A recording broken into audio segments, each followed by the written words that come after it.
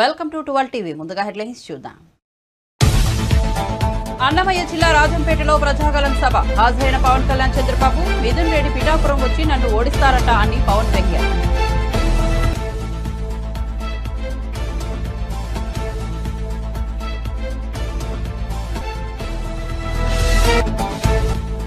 పులివెందులలో nomination వేసిన CM Jagan. CSI ground లో ఏర్పాటు చేసిన సభలో పాల్గొన్న జగన్ త్వరలోనే ఇక్కడ వైద్య కళాశాల ఏర్పాటు చేస్తానన్న సీఎం. అండగా ఉన్న పులివెందులంటే తనకు ప్రాణమని వ్యాఖ్య.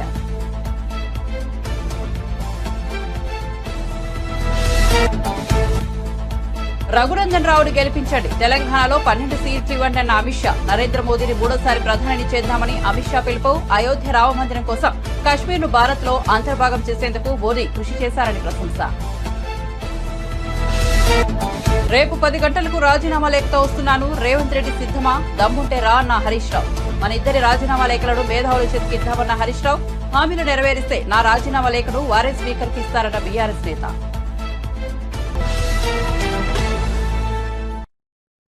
ఇక వార్త వివరాల్లోకి వెళ్తే అన్నమయ్య జిల్లా రాజంపేట లోక్సభ స్థానం నుంచి కూటమి అభ్యర్థిగా బీజేపీ నేత నల్లారి కిరణ్ కుమార్ రెడ్డి పోటీ చేస్తున్నారు. ఈ నేపథ్యంలో నేడు ఆసక్తికర దృశ్యం కనువిందు చేసింది. ఒకప్పుడు రాజకీయ ప్రత్యర్థిగా ఉన్న కిరణ్ కుమార్ రెడ్డి కోసం ఇవాళ టీడీపీ అధినేత చంద్రబాబు నాయుడు రాజంపేట విచ్చేశారు. కిరణ్ కుమార్ కు మద్దతుగా రాజంపేటలో ఏర్పాటు చేసిన కూటమి ప్రచార సభలో చంద్రబాబు పాల్గొని ప్రసంగించారు. మా దగ్గర అనుభవం ఉంది, చేయాలనే పట్టుదల ఉంది. మేము ఎప్పుడు కూడా ఆలోచించేది ఈ రాష్ట్రం బాగుండాలనే ఉద్దేశంతోనే మేమందరం ఇక్కడ కలిసి వచ్చాం. ఈరోజు ఒక్క విషయం మీరు గుర్తుపెట్టుకోండి, పవర్ స్టార్ పవన్ కళ్యాణ్ గారు ఈ రాష్ట్రం కోసం ఆలోచించే వ్యక్తి. 2014లో పోటీ చేయకుండా ఎన్డీఏకి సహకరించిన వ్యక్తి, సపోర్ట్ చేసిన వ్యక్తి పవన్ కళ్యాణ్ గారు అని చెప్పి నేను మీకు తెలియజేస్తున్నా.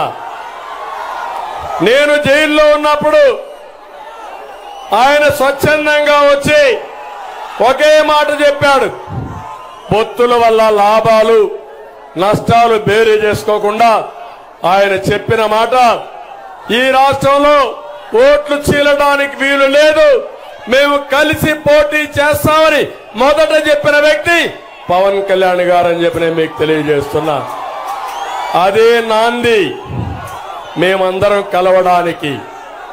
ఈరోజు ఒక విషయం గుర్తుపెట్టుకోండి, అటు బీజేపీ ఇటు తెలుగుదేశం జనసేన కలిసామంటే మా కోసరం కాదు, అందరం కూడా తగ్గాం, అందరం కూడా ఒక అవగాహనకు వచ్చాం. ఆ అవగాహనే ఇక్కడ చూస్తే కిరణ్ కుమార్ రెడ్డి గారు బాలసుబ్రహ్మణ్యం పోటీ చేసి పక్కన కోడూరులో కిరణ్ కుమార్ రెడ్డి గారు ఎంపీగా, జనసేన ఎమ్మెల్యేగా పోటీ చేసే పరిస్థితికి వచ్చాం. అందుకే నేను మిమ్మల్ని అందరినీ కోరుతున్నాను, తప్పుడు మాటలు మాట్లాడుతున్నారు. కిరణ్ కుమార్ రెడ్డి గారు సీఎంగా ఉన్నప్పుడు ఏ ముస్లిం సోదరులకైనా అన్యాయం జరిగిందా తమ్ముళ్ళు నేను అడుగుతున్నా. తెలుగుదేశం పార్టీ అధికారం ఉన్నప్పుడు ఏ ముస్లింలకైనా అన్యాయం జరిగిందా నేను అడుగుతున్నా.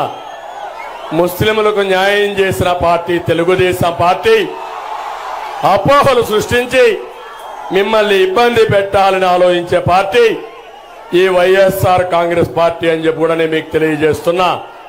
ఇక్కడికి వచ్చినప్పుడు ముఖ్యమైన సమస్య రాజంపేటలో ప్రతి ఒక్కరూ ఆలోచించే సమస్య ఏది తమ్ముళ్ళు? గెస్ చేయండి మీరే. ఏది ఏది ఏది తెలుసు అంటే చేలిపైకి ఎత్తండి. ముఖ్యమైన సమస్య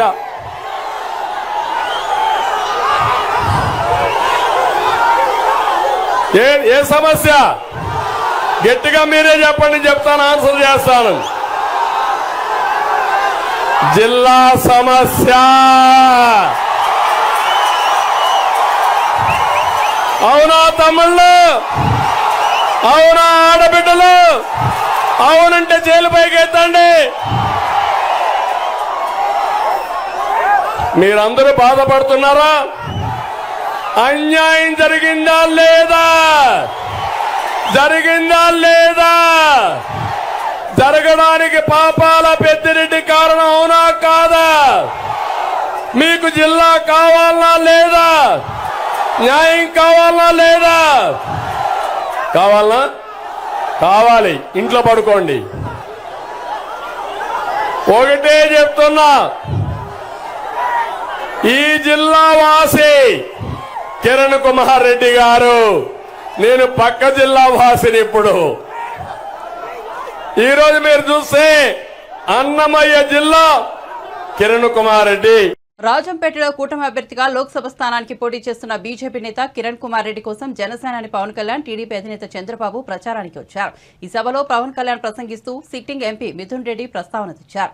సారా వ్యాపారాలు చేసే మిథున్ రెడ్డి నేను పోటీ చేసి పిఠాపురం వచ్చి నన్ను ఓడిస్తాడంట అని వ్యంగ్యం ప్రదర్శించారు. ఓసారి తాను ఢిల్లీలో మిథున్ రెడ్డిని కలిశానని, ఆ సందర్భంగా అతడు ఒకడే చెప్పాడని వెల్లడించారు. మేం మా జిల్లాకు ఎవరిని రానిమ్మం, మా జిల్లాకు ఎవరొచ్చినా ఎదుర్కొని తొక్కేస్తామని ఆ పెద్ద మనిషి చాలా అందంగా చెప్పాడని పవన్ వివరించారు. ఎలక్షన్ వస్తే పెద్దిరెడ్డి మిథున్ రెడ్డి మీద కోపం చూపించు. పెద్దిరెడ్డి మిథున్ రెడ్డి మీద, వాళ్ళ తమ్ముడి మీద, ఆకిపాటి అమర్నాథ్ రెడ్డి గారి మీద, వాళ్ళ మీద చూపించండి. వాళ్ళ మీద కసి చూపించండి. మార్పు తీసుకురండి. కూటమి ప్రభుత్వాన్ని తీసుకురండి. 10,000 కోట్ల రూపాయలు జీఎస్టీ కొట్టిన కూటమి ఈ బిల్లు. ఈ గుంపు 10,000 కోట్ల రూపాయలు జీఎస్టీ కొట్టారు. ఇది ఏదైనా మాట్లాడితే రౌడీజం తగ్గిపోయింది, ఫ్యాక్షనిజం తగ్గిపోయిందంటే పెద్దిరెడ్డి రామచంద్రారెడ్డి కలిసి మళ్ళీ రౌడీజం, మళ్ళీ ఫ్యాక్షనిజం పట్టుకొచ్చారు. మరి ఏం తీసుకురావాలి? కూటమి ప్రభుత్వాన్ని తీసుకురావాలి. ఫ్యాక్షనిజం పోవాలి. రౌడీజాన్ని ఉక్కుపాదంతో కింద తొక్కాలి అంటే మనకి కూటమి ప్రభుత్వం రావాలి. కిరణ్ కుమార్ రెడ్డి గారు ఎంపీ కావాలి. బాలసుబ్రహ్మణ్యం గారు ఎమ్మెల్యే కావాలి. రాష్ట్రం అంతా తెలుగుదేశం, జనసేన, బీజేపీ కూటమి ప్రభుత్వం రావాలి. ఇలా రౌడీజం లిస్టు చదువుతా ఉన్నాం. అంగళ్ళల్లో చంద్రబాబు గారి మీద కేసులు పెట్టారు. రౌడీజం ఏ స్థాయికి వెళ్ళిపోయిందంటే పుంగనూరులో 3 పంచాయతీలు తప్ప అన్ని ఏకగ్రీవం చేసుకున్నారు. ఇసుక టెప్పర్ మీద ఇలా పేరుంటే బెంగళూరు దాకా ఎవరు ఆపే హక్కు లేదు. పులిపర్ల మండలంలో మీలాంటి ఒక సగటు మనిషి, సామాన్యమైన కార్యకర్త అడిగితే 2 చేతులు ఎరగొట్టారు మిథున్ రెడ్డి గారి ప్రజలు, మనకి పెద్దిరెడ్డి గారి మనుషులు. బోరగమంద పంచాయతీలో ఒక కార్యకర్తకి అడ్డగోలుగా 2 కాళ్ళు నరికేశారు. ఏంటి దందా అని అడిగితే మరి మార్చాలా లేదా? పెద్దిరెడ్డి రామచంద్రారెడ్డి గారిని, మిథున్ రెడ్డి గారిని కిందకి తీసుకురావాలా లేదా? మీకుందా కోపం?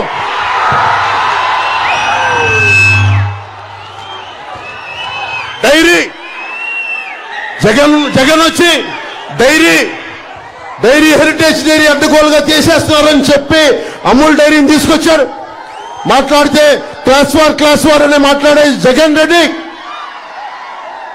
హెరిటేజ్ పరిశ్రమని, చాలా మంది డిపెండ్ అయిన హెరిటేజ్ పరిశ్రమను దెబ్బకొట్టాలని అమూల్ను తీసుకొచ్చి, అమూల్ మట్టుకు వాళ్ళు ఉంటున్న పెద్దిరెడ్డి గారు, మిథున్ రెడ్డి గారు ఉంటున్న ఏరియాలోకి మళ్ళీ అమూల్ రాకూడదు. మళ్ళీ అన్నిటికంటే దారుణంగా పెద్దిరెడ్డి గారి శివశక్తి డైరీ,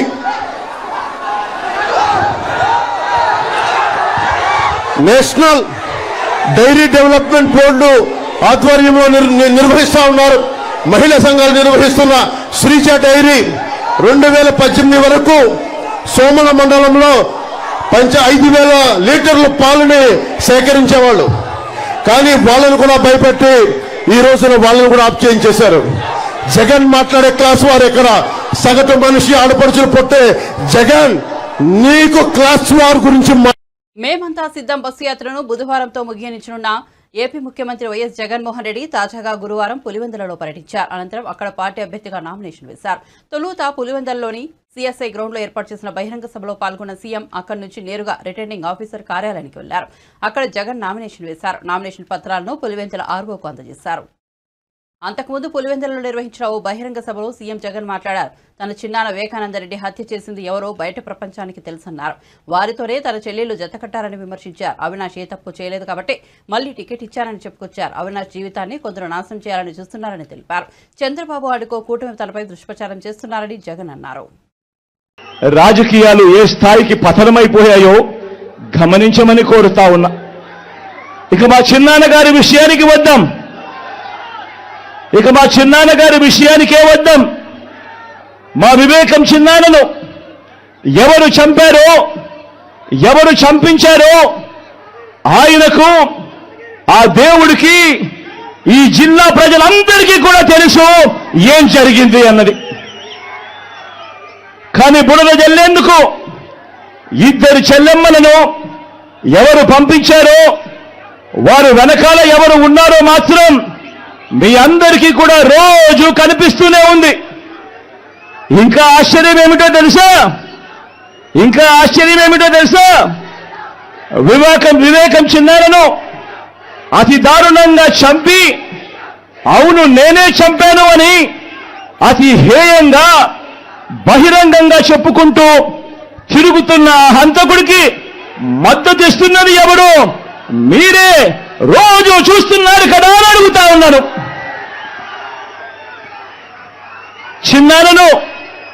చిన్నారను అన్యాయంగా ఎమ్మెల్సీ ఎన్నికల్లో ఓడించిన వారితోనే, సంఖ్యాబలం లేకపోయినా కూడా ప్రలోభాలతో, అధికార బలంతో ఓడించిన వారితోనే ఈరోజు చట్టా పట్టాలు వేసుకొని తిరుగుతా ఉన్నారు అనంటే దానికి అర్థమేమిటి అని చెప్పి ఈ సందర్భంగా అడుగుతా ఉన్నా.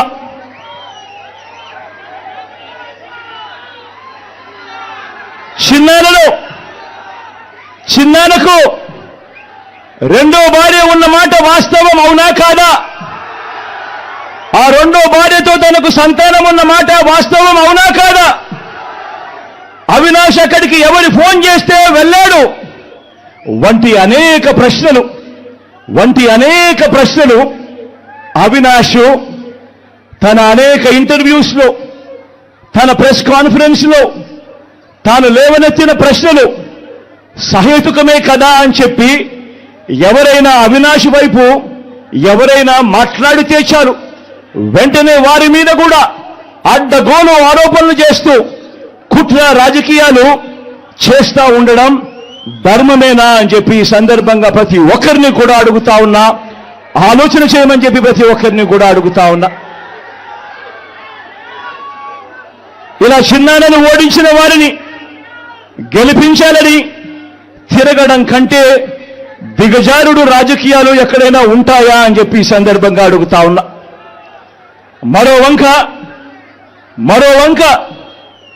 మరో వంక కాంగ్రెస్ పార్టీకి ఓట్లు ఎన్నొచ్చాయి. మరో వంక నోటాకు వచ్చినన్ని ఓట్లు కూడా రాని కాంగ్రెస్ పార్టీతో,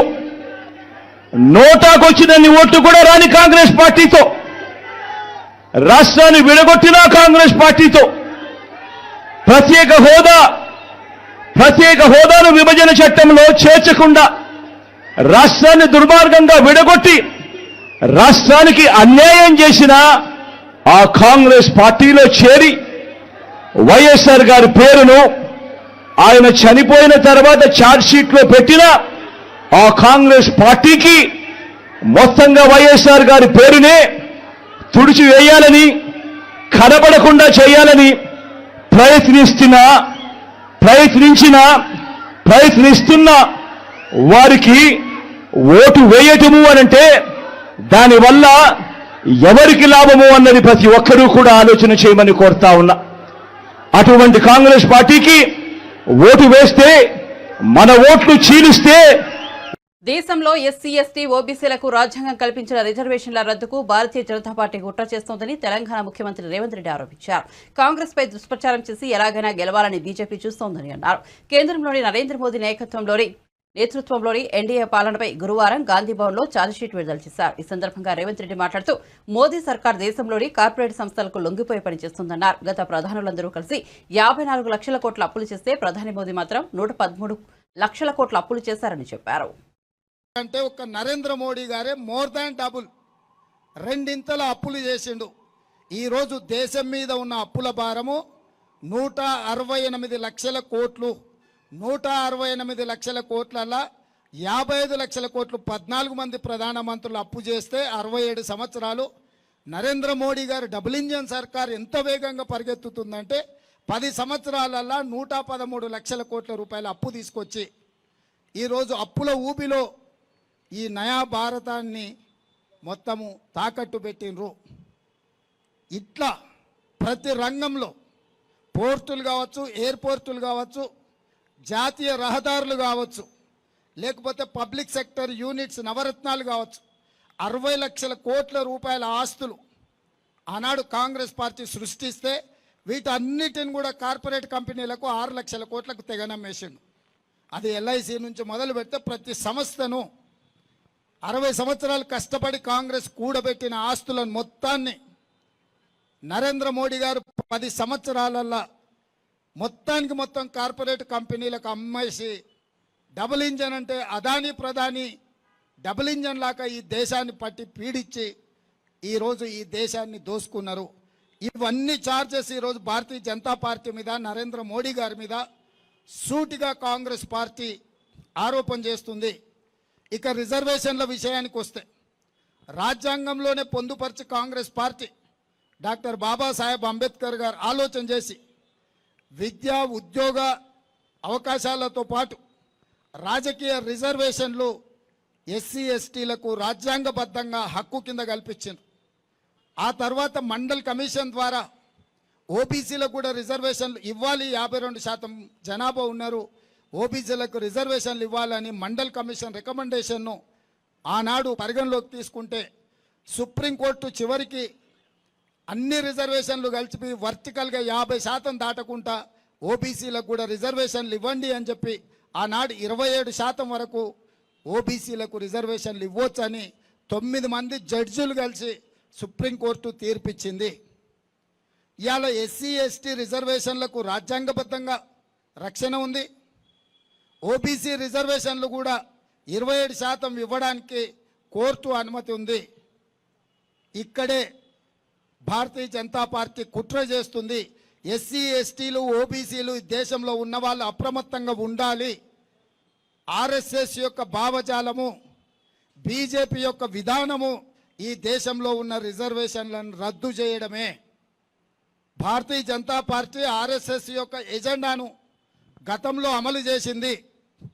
3 తలాక్ కావచ్చు, 370 ఆర్టికల్ కావచ్చు, నోట్ల రద్దు కావచ్చు, యూనిఫామ్ సివిల్ కోడ్ కావచ్చు, సిటిజన్ అమెండ్మెంట్ యాక్ట్ కావచ్చు, వీటన్నిటిని ఆర్ఎస్ఎస్ యొక్క ఆలోచనను, విధానాన్ని భారతీయ జనతా పార్టీ ఒక లోక్సభ రాజ్యసభలో అన్ని రకాల ఒత్తిడులు తీసుకొచ్చి ప్రతిపక్షాలను లొంగం తీసుకొని వాటన్నిటిని కూడా రద్దు చేసుకుంటూ పోయినరు. ఇది గత చరిత్ర మన కళ్ళ ముందు సజీవ సాక్షిగా నిలబడ్డది. 370 రద్దు కావచ్చు, నోట్ల రద్దు కావచ్చు, జిఎస్టీ విధానం కావచ్చు, కామన్ సివిల్ కోడ్ కావచ్చు, యూనిఫామ్ సివిల్ కోడ్ కావచ్చు, సిటిజన్ అమెండ్మెంట్ యాక్ట్ కావచ్చు, ఇట్లాంటివన్నిటిని కూడా ప్రతిపక్షాలు అభ్యంతర పెడుతున్న రైతు వ్యతిరేక నల్ల చట్టాలు కావచ్చు, వీటన్నిటిని ప్రతిపక్షాలన్నీ గోల పెడుతున్నా, పోరాటం చేస్తున్నా కూడా ఈ ప్రభుత్వం రద్దు చేసింది. ఇక వారు రద్దు చేయకుండా మిగిలింది ఎస్సీ ఎస్టీ ఓబీసీ రిజర్వేషన్లు. తెలంగాణ లోక్సభ ఎన్నికల్లో భాగంగా మెదక్ రోడ్ షోలో ఎమ్మెల్యే హరీష్ రావు సంచలన కామెంట్ చేశారు. అమరవీరుల స్తూపం వద్దకు రాజీనామా పత్రంతో తాను వస్తానని, నువ్వు వస్తావా అని ప్రశ్నించారు. ఆగస్టు 15 లోపు రుణమాఫీ చేయడం నిజమైతే, 6 హామీలు అమలు చేయడం నిజమైతే అమరవీరుల స్తూపం వద్దకు రాజీనామా లేఖలను ఇద్దరు మేధావుల చేతిలో పెడదామన్నారు.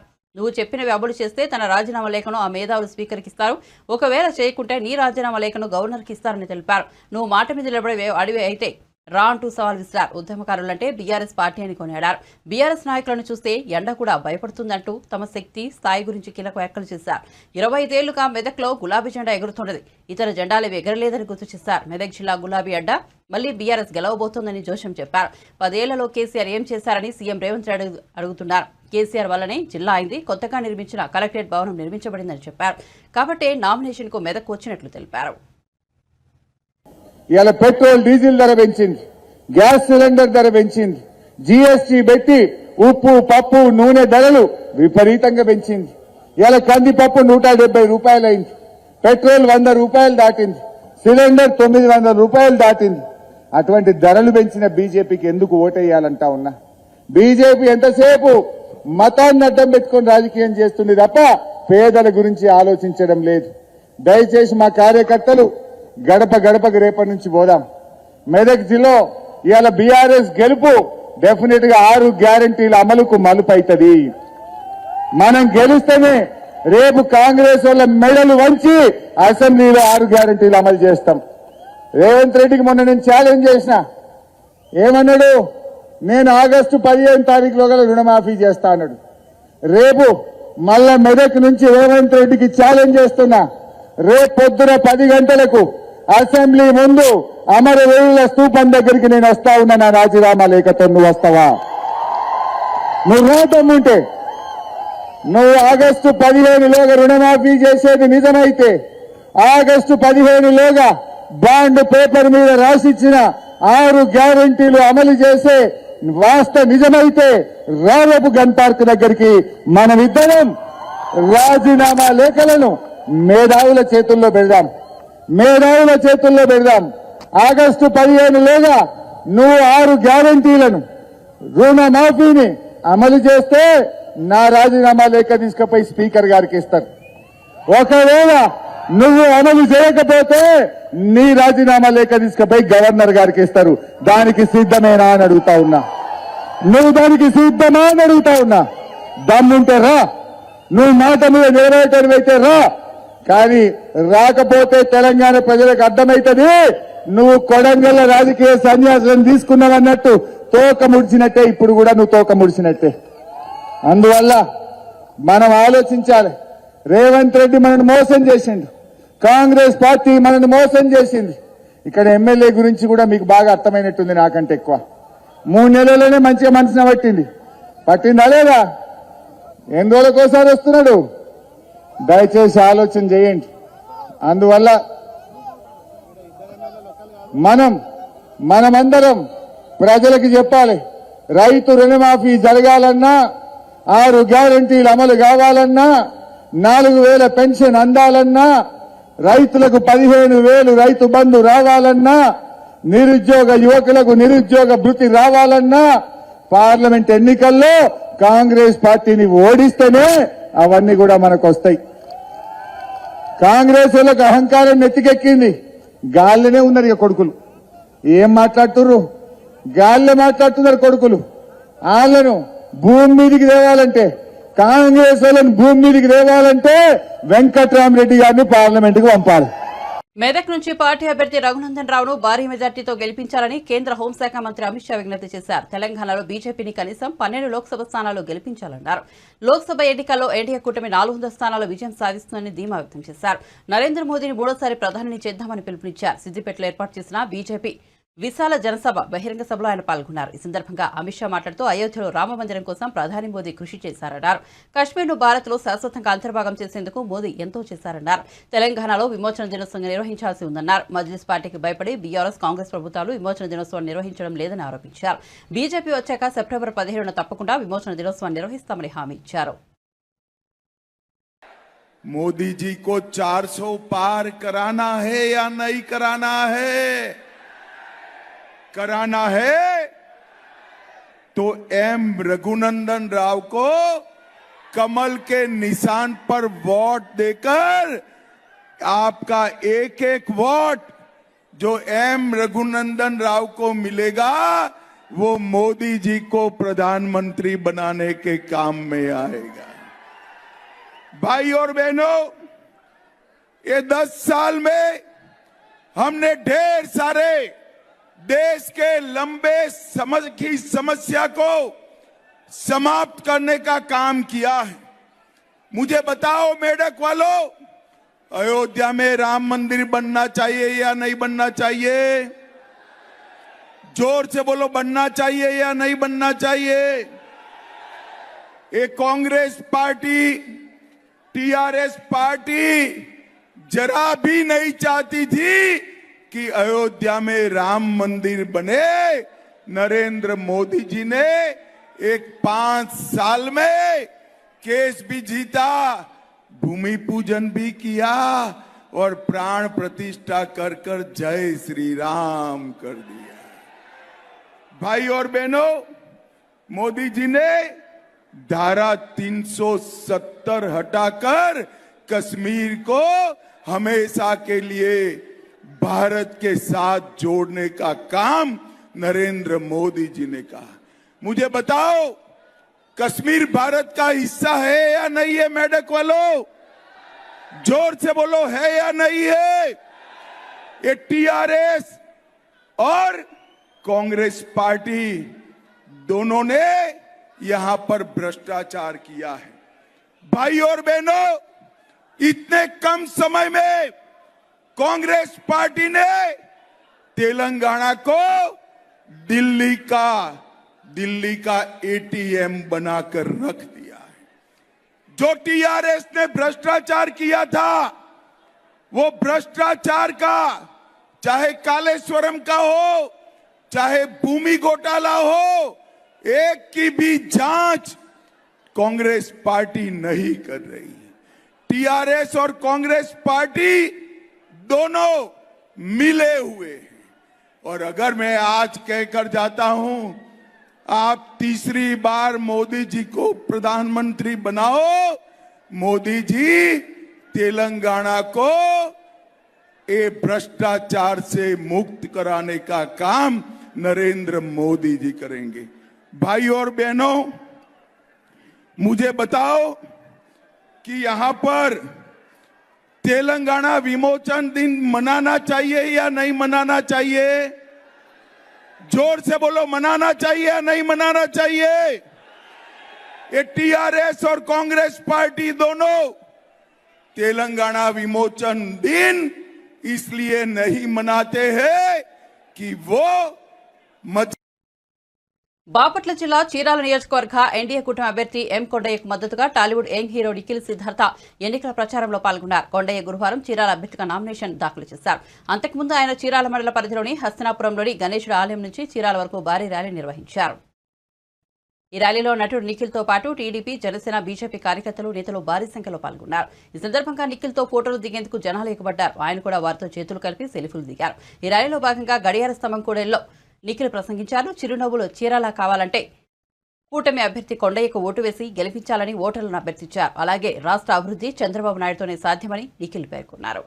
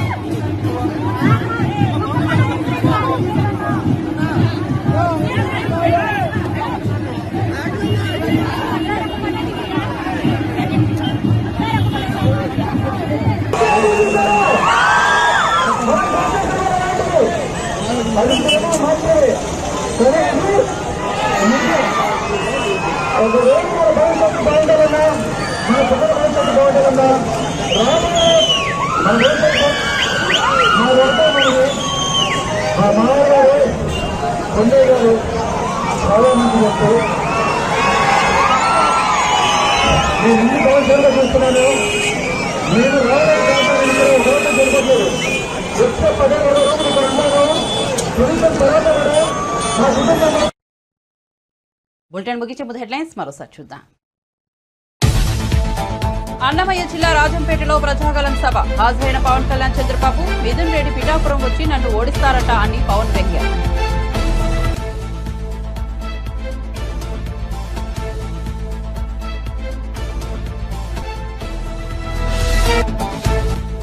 పులివెందులలో నామినేషన్ వేసిన సీఎం జగన్.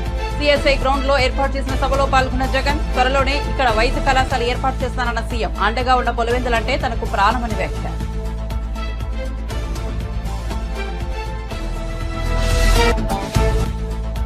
రఘునందన్ రావును గెలిపించండి, తెలంగాణలో 12 సీట్లు ఇవ్వండి అన్న అమిత్ షా. నరేంద్ర మోదీని మూడోసారి ప్రధాని చేద్దామని అమిత్ షా పిలుపు. అయోధ్య రామ మందిరం కోసం కశ్మీర్ను భారత్ లో అంతర్భాగం చేసేందుకు మోదీ కృషి చేశారని ప్రశంస. రేపు 10 గంటలకు రాజీనామా లేఖతో వస్తున్నాను, రేవంత్ రెడ్డి సిద్ధమా? దమ్ముంటే రా అన్న హరీష్ రావు.